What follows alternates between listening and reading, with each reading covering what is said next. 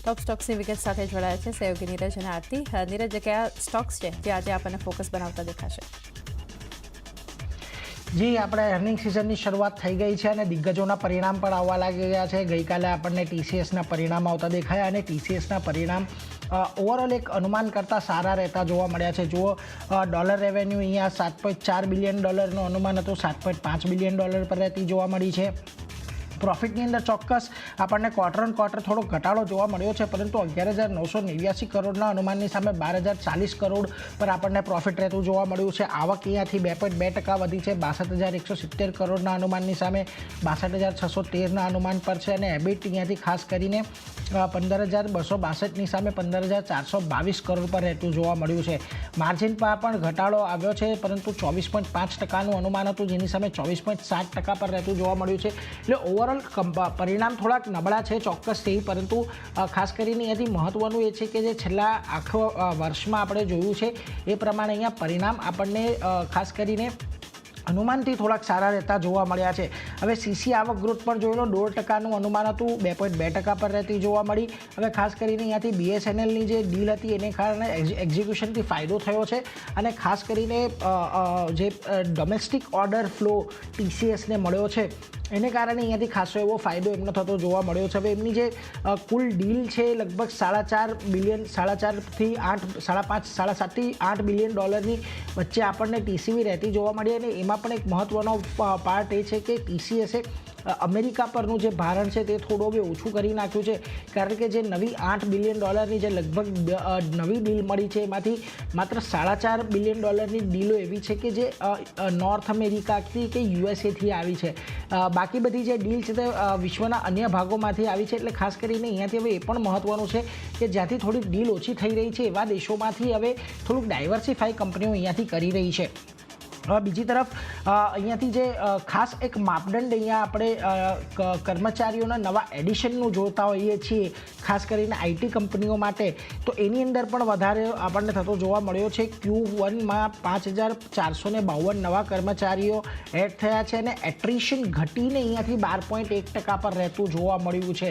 એટલે આ અહીંયાથી હવે થોડાક રિવાઇવલના સંકેતો આપણને મળતા દેખાઈ રહ્યા છે, એટલે એના પર ખાસ ધ્યાન રાખજો. મેનેજમેન્ટ અહીંયા કહી રહ્યું છે કે માર્કેટમાં ડિમાન્ડની સ્થિતિમાં કોઈ ફેરફાર નથી, ક્લાયન્ટ્સથી મોટી ડીલ લઈને વાતચીત ચાલુ છે. વર્ષના અંત સુધીમાં માર્જિન જે છે 26% થી 28% વચ્ચે રહેશે. અને અમેરિકાના BFSI સેગમેન્ટનું પ્રદર્શન છે યુરોપના BFSI સેગમેન્ટ કરતાં સારું રહ્યું છે એવું કંપનીનું અહીંયાથી કહેવું છે. બ્રોકરેજ ઘણા ઇન્ટરેસ્ટિંગ છે, જોઈ લો. જેફરીઝ અહીંયાથી TCSને અપગ્રેડ કરીને બાય આપી રહ્યા છે, 4,615ના ટાર્ગેટ આપી રહ્યા છે. કયું Q1 રિઝલ્ટ અહીંયા એસ્ટિમેટથી વધારે આપણને જોવા મળ્યા છે અને ખાસ કરીને અહીંયાથી જે કંપનીની વેલ્યુ છે એ કદાચ અહીંયાથી વધતી જોવા મળે. જો કે સિટી અહીંયાથી સેલના ટાર્ગેટ આપી રહ્યા છે, 3,645નો તેઓ એમણે લક્ષ્યાંક આપ્યો છે. એમનું કહેવું છે કે અહીંયા આપણને મેનેજમેન્ટ કમેન્ટ્રીની અંદર ખાસ કરીને કહેવામાં આવ્યું છે કે આ સસ્ટેનેબલ ગ્રોથ કેવો ખૂબ જ વહેલું કહેવાશે, એટલે 1-2 ક્વાર્ટર હજી અહીંયાથી તેઓ રાહ જોવાની આશા વ્યક્ત કરી રહ્યા છે. બીજી તરફ તમને નોમુરા જુઓ, ન્યુટ્રલ કોલ આપી રહ્યા છે, ટાર્ગેટ તેમણે 3800થી વધારીને 3860નો કરી નાખ્યો છે. FY 25-26ના EPS અહીંયાથી વધાર્યા છે, એટલે એના પર એક ખાસ ધ્યાન રાખજો. જો કે એમનું કહેવું છે કે ઇન્ફોસિસ અને વિપ્રો એમની હજી પણ ટોપ પિક છે, TCS હજી ટોપ પિકમાં નથી આવ્યું. બીજી તરફ નોવામાં બાય કોલ આપી રહ્યા છે, ટાર્ગેટ એમણે પણ 4,560થી વધારીને 4,800ના કરી નાખ્યા છે. અને એમનું કહેવું છે કે Q1 રિઝલ્ટ અહીંયાથી એક ટર્ન અરાઉન્ડ યર માટેનું સોલિડ સ્ટાર્ટ રહી શકે છે. અને ખાસ કરીને આ જે અપસાઇકલ આવે છે એમાં TCS એક પરફેક્ટ પીક હોઈ શકે છે એવું નોવામાંનું માનવું છે. એટલે આ બધા પર ખાસ નજર રાખતા રહીશું. આજે TCSમાં આપણને એક પોઝિટિવ રહેવાની અપેક્ષા છે, કારણ કે અનુમાન કરતાં દરેક મોરચે પરિણામો સારા છે. બીજી તરફ મારુતિ અને M&M આ બંને પર એક નજર રાખજો, કારણ કે અહીંયા જે આપણને સમાચાર આવતા દેખાઈ રહ્યા છે ખૂબ ઇમ્પોર્ટન્ટ છે. જે યુપીની અંદર આપણને માફ કરશો હાઇબ્રિડ કારના ટેક્સમાં છૂટ આપવાની વાત જે સરકારે જાહેર કરી હતી એ હવે અહીંયાથી આપણને થોડી શેડી રહેતું દેખાઈ રહ્યું છે. તેમનું કહેવું છે દરેક હાઇબ્રિડ ગાડી પર અહીંયાથી ટેક્સમાં છૂટ જોવા નહીં મળે. ઉત્તર પ્રદેશ સરકાર જલ્દી જ જાહેર કરી શકે છે, આ સ્પષ્ટતા જાહેર કરી શકે છે અને ખાસ કરીને હાઇબ્રિડ ગાડીઓની કિંમતની મર્યાદા અહીંયાથી નક્કી કરવામાં આવશે. ને આ અંગે જે ઓટોમેકર્સ છે એમની સાથે બેઠક પણ કરી છે.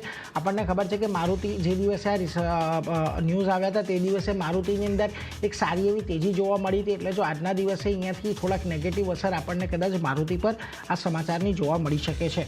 બીજી તરફ તમને આનંદ રાઠીના પરિણામો આવતા જોવા મળ્યા. Q1ના સારા પરિણામો છે. પ્રોફિટ અહીંયાથી 37% જેટલો વધ્યો છે. આવકની અંદર 35% જેટલો વધારો છે. એબિટા લગભગ 33% જેટલા વધ્યા છે. પરંતુ માર્જિન અહીંયા થોડા ઘટતા જોવા મળ્યા છે. 41.9%થી ઘટીને 41.3% પર રહેતા જોવા મળ્યા છે. ઓવરઓલ પરિણામ સારા છે. માર્જિનને લઈને થોડીક ચિંતા છે. આજે અહીંયા પણ આપણને પોઝિટિવ ઇમ્પેક્ટ જોવા મળી શકે છે. GTPL હેથવેના પરિણામો આવ્યા. નબળા પરિણામ છે. આવક માત્ર 8.9% જેટલી વધી છે, પરંતુ પ્રોફિટ જુઓ અહીંયા 73% જેટલો ઘટ્યો છે. એબિટા અહીંયા 5.5% જેટલા ઘટ્યા છે અને માર્જિન તમને 15.4%થી ઘટીને 13.4% પર રહેતા જોવા મળ્યા છે. એટલે ખૂબ જ નબળા પરિણામ છે. એટલે આજના દિવસમાં અહીંયા ઘટાડો આવે એવી પૂરી શક્યતા આપણને દેખાઈ રહી છે. બીજી તરફ બ્રિગેડ એન્ટરપ્રાઇઝ કર્ણાટકની અંદર કોબાલ્ટેડ બ્રિગેડ એલ ડોરાડો રેસિડેન્શિયલ પ્રોજેક્ટ શરૂ કર્યો છે.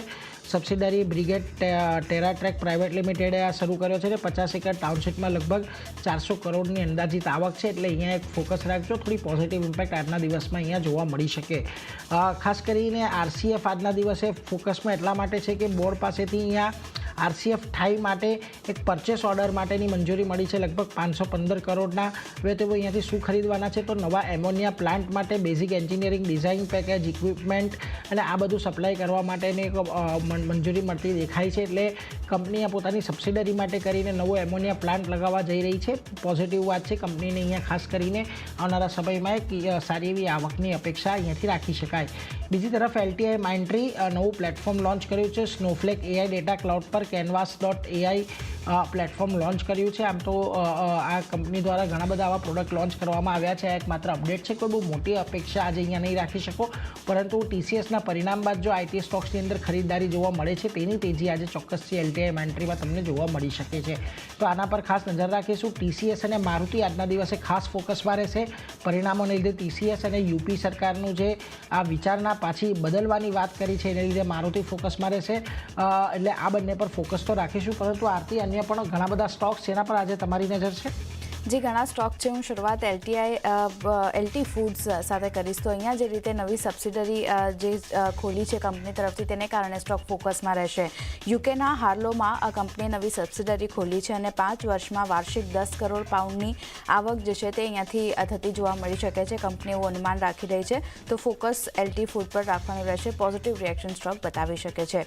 નઝારા ટેક નેક્સ્ટ કાઉન્ટરની વાત કરી લઈએ તો આજે પણ આ સ્ટોક ફોકસમાં રહી શકે છે, કારણ કે અહીંયા અધિગ્રહણના સમાચાર આવતા દેખાઈ રહ્યા છે. ખાસ કરીને જે નોર્ડવિન સિંગાપુરે જે ફ્રિક્સ 4Uમાં 43.49% હિસ્સાનું અધિગ્રહણ કર્યું છે અને નઝારા ટેકની સબસિડરી કંપની છે નોર્ડવિન સિંગાપુર અને જર્મનીની કંપની છે ખાસ કરીને ફ્રિક્સ 4U.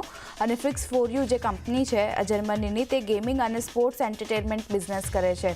તો ખાસ કરીને નઝારા ટેકની સબસિડરી કંપની જે છે તેણે સિંગાપુરની કંપની સાથે જે અધિગ્રહણ કર્યું છે તેને કારણે નઝારા ટેક પર પણ એક પોઝિટિવ રિએક્શન આપણને જોવા મળી શકે છે. ફોકસ અહીંયા રાખવાનું રહેશે. હિન્દ ઝિંક નેક્સ્ટ કાઉન્ટર અહીંયા વાત કરી લઈએ તો સમાચાર જે રીતે આવતા દેખાયા છે. કંપનીએ સોલાર પ્રોજેક્ટ માટે જે સેરેન્ટિકા રિન્યુએબલ સાથે કરાર કર્યા છે એને કારણે આજે હિન્દ ઝિંકના કાઉન્ટર પર પણ થોડી ઘણી પોઝિટિવ રિએક્શન જોવા મળી શકે છે. તો ફોકસ અહીંયા પણ રાખવાનું રહેશે. ઓરિએન્ટલ રેલ ઇન્ફ્રાની વાત કરી લઈએ તો અહીંયા કંપનીને ઓર્ડર મળ્યો છે અને ઇન્ડિયન રેલવે પાસેથી આ ઓર્ડર કંપનીને મળ્યો છે. લગભગ 432 કરોડનો ઓર્ડર મળ્યો છે અને સબસિડરી ઓરિએન્ટલ ફાઉન્ડ્રીને આ ઓર્ડર મળ્યો છે. તો ઓરિએન્ટલ રેલ ઇન્ફ્રા પર પણ આજે એક ખાસ નજર રાખવાની રહેશે. અહીંયા પણ પોઝિટિવ રિએક્શન સ્ટોક બતાવી શકે છે. NCL ઇન્ડસ્ટ્રીઝની વાત કરી લઈએ તો અહીંયા Q1ના અપડેટ આવતા દેખાઈ રહ્યા છે અને ખાસ કરીને સિમેન્ટનું ઉત્પાદન 11% ઘટ્યું છે યર ઓન યર બેઝિસ પર. તો એને કારણે એક નેગેટિવિટી થોડી ઘણી આપણને આ કાઉન્ટર બતાવી શકે છે. ફોકસ રાખવાનું રહેશે અહીંયા પણ.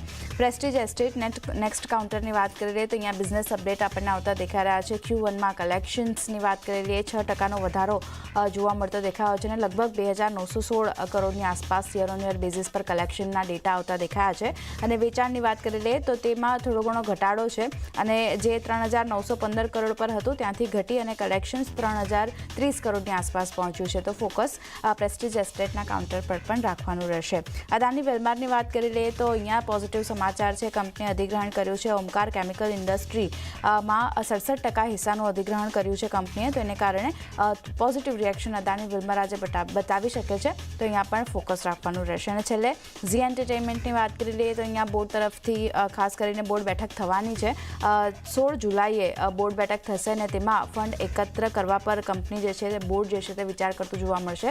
તો ખાસ ઝીના કાઉન્ટર પર પણ એક નજર રાખવાની રહેશે આજના દિવસે. તો ચાંદની આ બધા સ્ટોક જે નીરજે જણાવ્યા મેં જણાવ્યા બધા પર નજર રહેશે. જી, તો હવે